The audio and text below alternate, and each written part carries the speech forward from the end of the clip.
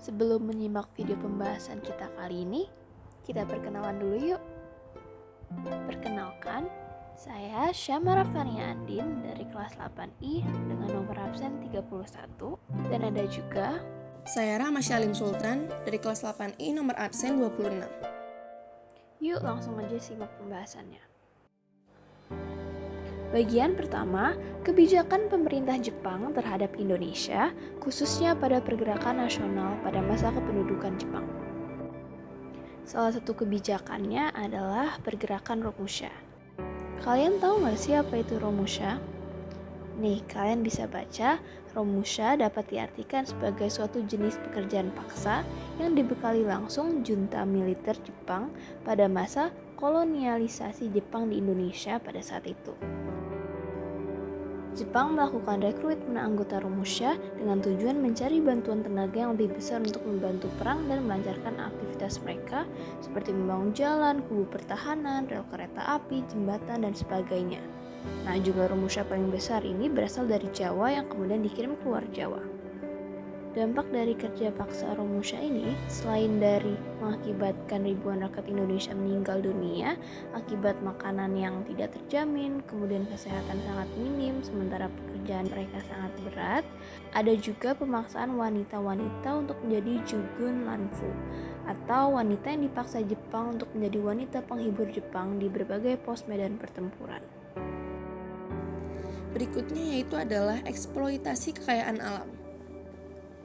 Pengerukan kekayaan alam dan harta benda yang dimiliki bangsa Indonesia oleh Jepang jauh lebih kejam daripada pengerukan yang dilakukan oleh Belanda. Eksploitasi ini dilakukan dengan cara, yang pertama, Jepang mengambil alih seluruh aset ekonomi Belanda dan mengawasi secara langsung seluruh usahanya. Lalu yang kedua, rakyat wajib menyerahkan bahan pangan besar-besaran kepada Jepang. Jepang memanfaatkan Jawa Hokokai dan instansi-instansi pemerintah lainnya. Keadaan inilah yang semakin menyengsarakan rakyat Indonesia. Pada masa panen, rakyat wajib melakukan setor padi sedemikian rupa sehingga mereka hanya membawa pulang padi sekitar 20% dari panen yang dilakukannya. Kondisi inilah yang akhirnya mengakibatkan terjadinya musibah kelaparan dan penyakit busung lapar di Indonesia. Bangsa Indonesia telah melakukan berbagai upaya untuk menanggapi kebijakan Jepang tersebut. Beberapa bentuk perjuangannya antara lain memanfaatkan organisasi bentukan Jepang. Kelompok ini sering disebut kolaborator karena mau bekerja sama dengan penjajah. Mereka memanfaatkan putra sebagai sarana komunikasi dengan rakyat.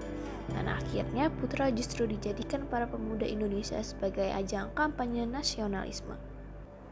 Gerakan bawah tanah merupakan perjuangan melalui kegiatan-kegiatan tidak resmi tanpa sepengetahuan Jepang atau gerakan sembunyi-sembunyi. Mereka menggunakan tempat-tempat strategis untuk melakukan pertemuan.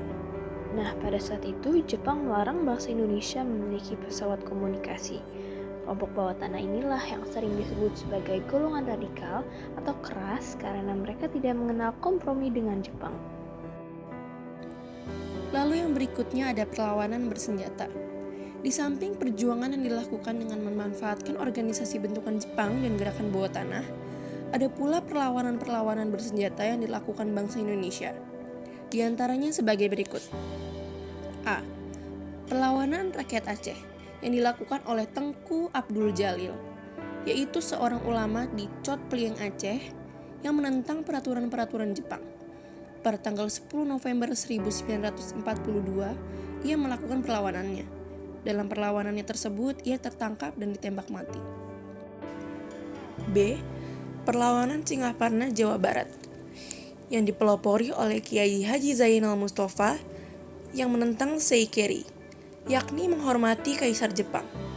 Pada tanggal 24 Februari 1944, Kiai Haji Zainal Mustafa dan beberapa pengikutnya ditangkap oleh Jepang lalu dihukum mati.